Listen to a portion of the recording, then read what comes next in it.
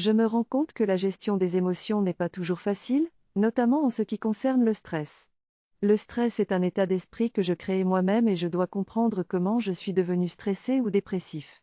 Il faut que je me questionne sur mes pensées, mon état d'esprit et ce qui s'est passé entre le moment où j'allais bien et celui où je suis devenu anxieux. En réalité, ma réaction à un événement extérieur est inconsciente et donc prévisible. Je peux changer ma façon de penser et de voir les choses en créant de belles images mentales plutôt qu'en imaginant le pire scénario possible. Selon Grinder et Bandler, fondateurs de la PNL, il y a 3 critères pour modifier mes schémas intérieurs, mon système de croyances, mes représentations mentales et mon langage intérieur. Je choisis de créer de nouvelles habitudes de pensée pour être en contrôle de mes émotions et de mon cerveau plutôt que l'inverse. Si je pense que je suis bon à rien, il y a de grandes chances que ce soit vrai. Si je pense que je suis dépressif et que je ne peux pas m'en sortir, alors je le serai. Je ne peux pas changer quelque chose si je ne crois pas en moi.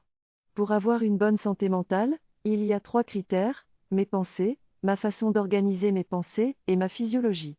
Si je pense constamment à des choses négatives, alors je serai stressé et anxieux. Mais en changeant mes représentations intérieures, je peux modifier mon comportement. J'ai essayé un exercice qui consiste à penser à des situations tristes puis heureuses pour changer mon état émotionnel. Si je veux réduire mon stress, je dois changer mes représentations intérieures pour des schémas qui me motivent et m'encouragent à passer à l'action. Cela peut être efficace pour de nombreuses personnes. Si je modifie ma représentation interne, je deviendrai plus conscient de moi-même et je ferai les choses plus consciemment, ce qui me permettra d'optimiser mes résultats en me concentrant sur des choses positives, motivantes et inspirantes. Je ne serai plus esclave des circonstances, mais maître de la situation. Si je me rends compte que mes idéaux me mènent vers une vie contraire à la mienne, je ne dois pas me stresser, car ils fonctionnent simplement différemment de moi.